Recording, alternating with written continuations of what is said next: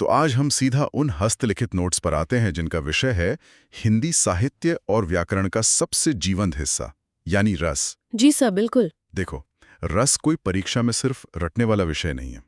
अचानक कोई पुराना ब्रेकअप सॉन्ग बजता है और आंखों में आंसू आ जाते हैं, है ना? हाँ, एकदम। या फिर कोई बेहतरीन एक्शन फिल्म देखते हुए शरीर के रोंगटे खड़े हो जाते हैं। एग्जैक्टली। हम अक्सर इन मानवीय भावनाओं को बेतरतीब मान लेते हैं, जैसे ये बस बिना किसी कारण के घटित हो जाती हैं। हम इसे महज एक बायोलॉजिकल रिएक्शन मानकर छोड़ देते हैं। जी सर। लेकिन सदियों पहले प्राचीन भारतीय विद्वानों ने इन भावनाओं के पीछे के पूरे विज्ञान और मनोविज्ञान को गहराई से डिकोड कर लिया था। ये वह मनोवैज्ञानिक ढांचा है जो ये समझाता है कि कोई भी कला हमारे मन पर कैसे असर करती है। मतलब रस किसी भी कहानी या कला का इमोशनल फ्लेवर है। बिल्कुल सही।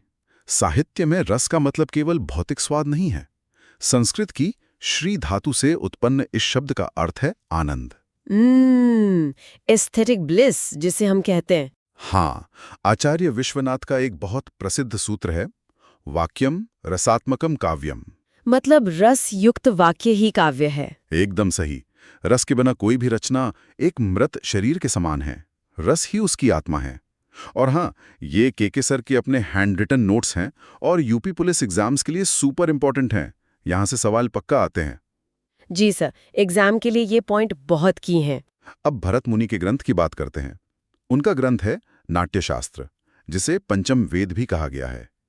इसके 36वें अध्याय में रस का वर्णन है। अच्छा, 36वें अध्याय में? हाँ, और शुरुआत में भरत मुनि ने केवल 8 रस और कुल 49 भावों का जिक्र किया था, जिनमें 33 संचारी, 8 स्थायी और 8 सात्विक भाव शामिल थे। सर, एक बात पूछनी थी। क्या हम रस को आज की फिल्मों के जॉनर या वाइब की तरह देख सकते हैं? जैसे रोम कॉम का अलग रस है और हॉरर का अलग। बहुत ही शानदार उदाहरण है ये। बिल्कुल ऐसा ही है। भरत मुनि ने इसे शुरुआत में केवल रंगमंच और नाटकों के लिए ही बनाया था, लेकिन बाद में यह हर तरह के साहित्य पर लागू होने लगा। जी सर, समझ गई। अब बात करते हैं रस के 4 प्रमुख अंगों की: स्थायी भाव, विभाव, अनुभाव और संचारी भाव। इन्हें हम एक मशीन के पुर्जों की तरह समझ सकते हैं। जी। सबसे पहले है स्थायी भाव, जो हमेशा हमारे अंदर मौजूद रहते हैं। हर इंसान के मन में प्रेम, क्रोध, भय जैसी मूल भावनाएं जन्म से ही सोई रहती हैं। तो विभाव क्या करता है? विभाव वो कारण है जिससे ये सोया हुआ भाव जागता है। नोट्स में विभाव के भी 2 हिस्से बताए गए हैं, आलंबन और उद्दीपन। आलंबन और उद्दीपन दोनों में क्या फर्क है सर? देखो, आलंबन वो व्यक्ति या वस्तु है जिसे देखकर भाव जागे, और उद्दीपन वो माहौल है जो उस भाव को तेज करे। कोई उदाहरण देकर समझाएंगे? जैसे मान लो किसी के भीतर भय का स्थायी भाव है। वो जंगल में अचानक एक शेर को देख ले, तो शेर यहां आलंबन है। लेकिन अगर रात का समय है, सन्नाटा है, तो ये माहौल उद्दीपन का काम करेगा, जो डर को बढ़ा देगा। बाप रे, बिल्कुल। और अनुभव क्या होता है? अनुभव यानी शरीर और मन की प्रतिक्रियाएं, जो दुनिया को दिखाती हैं कि अंदर कौन सा भाव चल रहा है। इसके 4 प्रकार हैं: कायिक, वाचिक, आहार्य और सात्विक। सात्विक अनुभव क्या होते हैं सर? सात्विक अनुभव 8 प्रकार के होते हैं जिन पर हमारा कोई कंट्रोल नहीं होता। जैसे अश्रु यानी आंसू आना, स्वेद यानी पसीना आना और रोमांच यानी रोंगटे खड़े होना। मतलब इंसान जानबूझकर असली पसीना नहीं ला सकता। बिल्कुल। ये नर्वस सिस्टम का सीधा रिस्पॉन्स है। और ये के सर के अपने हैंड रिटन नोट्स हैं और यूपी पुलिस एग्जाम्स के लिए सुपर इंपॉर्टेंट है।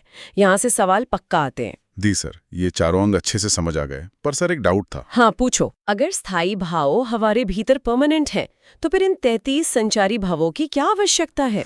बहुत ही लॉजिकल सवाल है तुम्हारा। देखो, संचारी भाव पानी के बुलबुलों की तरह आने जाने वाले क्षणिक भाव हैं। मतलब ये टिकते नहीं है? नहीं। स्थायी भाव एक विशाल महासागर की तरह है। उस पर लहरों की तरह संचारी भाव आते हैं। जैसे प्रेम एक स्थायी भाव है, लेकिन प्रेम में इंसान को कभी चिंता होती है, कभी गर्व होता है, कभी उत्सुकता होती है। ये सब संचारी भाव हैं। अच्छा, और इनकी संख्या 33 है? हाँ। हालांकि नोट्स के अनुसार देव कवि ने छल यानी धोखे को 34वां संचारी भाव माना था, लेकिन मुख्य रूप से 33 ही स्वीकृत हैं। जी सर। अब आगे बढ़ते हैं रसराज श्रृंगार की तरफ। आचार्य भोजराज ने इसे रसों का राजा कहा है। इसका स्थायी भाव रति या प्रेम है और देवता विष्णु माने गए हैं। इसमें माधुर्य गुण पाया जाता है। श्रृंगार रस के कितने रूप होते हैं सर? नायक नायिका का मिलन। नोट्स में इसका बहुत ही सटीक उदाहरण है।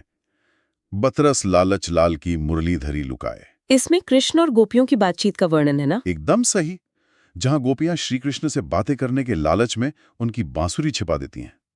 और इसका दूसरा रूप है वियोग या विप्रलंभ श्रृंगार, जहां नायक नायिका बिछड़ जाते हैं।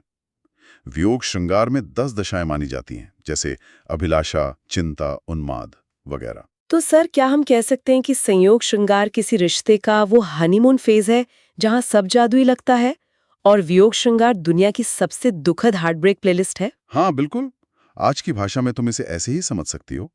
वियोग श्रृंगार का सबसे बड़ा उदाहरण रामचरितमानस में है, जब राम जी सीता को खोजते हैं। हे खग मृग, हे मधुकर श्रेणी, तुम देखी सीता मृग नयनी। जी सर, ये बहुत ही दुखद अवस्था है। हाँ, और याद रखना, ये केके सर के अपने हैंड रिटन नोट्स हैं और यूपी पुलिस एग्जाम्स के लिए सुपर इंपॉर्टेंट हैं। यहां से सवाल पक्का आते हैं। जी सर, ये नोट्स एग्जाम के लिए एकदम रामबाण है। अब रणभूमि के 2 अलग चेहरों की बात करते हैं, वीर रस और रौद्र रस। दोनों में ओज गुण पाया जाता है, जो रगों में ऊर्जा भर देता है। वीर रस का स्थायी भाव उत्साह है और देवता इंद्र हैं। वीर रस का कोई उदाहरण? जैसे राणा प्रताप के घोड़े चेतक का उदाहरण। चढ़ चेतक पर तलवार उठा, रखता था भूतल पानी को। यहाँ कर्तव्य और उत्साह है। और रौद्र रस? रौद्र रस का स्थायी भाव क्रोध है और देवता शिव या रुद्र हैं। इसका उदाहरण है अर्जुन का गुस्सा। श्री कृष्ण के सुन वचन, अर्जुन क्रोध से जलने लगे। सर, युद्ध के मैदान में तो उत्साह और गुस्सा दोनों एक साथ हो सकते हैं ना? तो कोई कैसे तय करेगा कि वो वीर रस महसूस कर रहा है या रौद्र रस? बहुत गहरी बात नोटिस की तुमने। देखो, वीर रस हमेशा कर्तव्य और सकारात्मक उत्साह से प्रेरित होता है। इंसान अपना मानसिक संतुलन नहीं खोता। और रौद्र रस में? रौद्र रस किसी अपमान के कारण पैदा होने वाली हिंसक प्रतिक्रिया है। इसमें इंसान गुस्से से अंधा हो जाता है, जैसे अर्जुन अपना शील स्वभाव भूलकर हाथ मलने लगे थे। और ये केके सर के अपने हैंड रिटन नोट्स हैं और यूपी पुलिस एग्जाम्स के लिए सुपर इंपॉर्टेंट है। यहां से सवाल पक्का आते हैं। जी सर, वीर और रौद्र का ये अंतर क्लियर हो गया। अब जीवन की कुछ चरम अनुभूतियों पर आते हैं। हास्य, करुण, भयानक और विभत्स। सबसे पहले हास्य रस। इसका स्थायी भाव है हास, किसी का विकृत रूप या अजीब वेशभूषा देकर हंसी आना। इसके देवता प्रमथ या शिव के गण हैं। जी। और करुण रस? करुण रस का स्थायी भाव है शोक, जब किसी प्रिय का हमेशा के लिए नाश हो जाए, जैसे अभिमन्यु की मृत्यु पर सुभद्रा का शोक। मेरे हृदय के हर्ष, हा अभिमन्यु अब तू है कहाँ, ये परमानेंट लॉस है। सच में ये तो बहुत दर्दनाक है। बिल्कुल। इसके बाद आता है भयानक रस। स्थायी भाव है भय, जैसे एक और अजगर और दूसरी ओर शेर को देखकर यात्री का डर से मूर्छित हो जाना। एक और अजगर ही लखी एक और मृगराय। एकदम सही। और अब आता है विभत्स रस। इसका स्थायी भाव जुगुप्सा या घृणा है। इसे श्रृंगार रस का एकदम विरोधी माना जाता है। देवता हैं काल या भैरव। इसका कोई उदाहरण सर? नोट्स में शमशान का ग्राफिक दृश्य है, जहां कौवे और कुत्ते शव का मांस नोच कर खा रहे हैं। सिर पर बैठियो काग, आंख दो खात निकारत। बाप रे, ये तो बहुत ही डिस्टर्बिंग विजुअल है। हाँ है, लेकिन प्राचीन साहित्यकारों ने सिर्फ सुंदरता को नहीं चुना, उन्होंने जीवन की सबसे घृणित सच्चाई को भी जगह दी। और हाँ, ये केके सर के अपने हैंड रिटन नोट्स हैं और यूपी पुलिस एग्जाम्स के लिए सुपर इंपॉर्टेंट हैं। यहां से सवाल पक्का आते हैं। जी सर, एग्जाम में विभत्स रस का स्थायी भाव बहुत बार पूछा जाता है। बिल्कुल। अब अंतिम रसों की यात्रा पर चलते हैं। अद्भुत, शांत, वात्सल्य और भक्ति रस। अद्भुत रस का स्थायी भाव है विस्मय या आश्चर्य। विस्मय मतलब जब कुछ चमत्कारिक दिखे। जैसे यशोदा माता ने जब शिशु कृष्ण के छोटे से मुंह में पूरा ब्रह्मांड देख लिया था। देख यशोदा शिशु के मुख में सकल विश्व की माया। वो जो अवाक रह जाने वाली फीलिंग है ना, वो अद्भुत रस है। जी सर। और शांत रस। शांत रस को 9वें रस के रूप में उद्भट ने स्थापित किया था और इसके खोजकर्ता अभिनव गुप्त माने जाते हैं। इसका स्थायी भाव निर्वेद या वैराग्य है। ये संसारिक मोह माया से मुक्ति का भाव है। मतलब जब इंसान को समझ आ जाए कि दुनिया नश्वर है। बिल्कुल सही। इसके बाद आते हैं वात्सल्य और भक्ति रस। वात्सल्य की स्थापना विश्वनाथ ने की। इसका स्थायी भाव स्नेह है।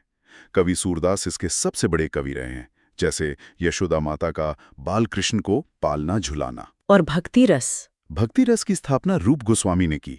इसका स्थायी भाव है अनुराग या ईश्वर के प्रति रति, जैसे मीराबाई का कृष्ण के प्रति प्रेम, मेरे तो गिरधर गोपाल दूसरों न कोई। सर, ये बहुत दिलचस्प है कि हमारे साहित्य ने प्रेम को ही 3 अलग कैटेगरी में बांट दिया। श्रृंगार में प्रेमी प्रेमिका का प्रेम, वात्सल्य में माता पिता का बच्चों के लिए प्रेम और भक्ति में ईश्वर के प्रति प्रेम। एग्जैक्टली। ये दिखाता है कि हमारे पूर्वज भावनाओं के कितने सूक्ष्म और महान विश्लेषक थे। और याद रखना, ये के सर के अपने हैंड रिटन नोट्स हैं और यूपी पुलिस एग्जाम्स के लिए सुपर इंपॉर्टेंट है। यहाँ से सवाल पक्का आते हैं।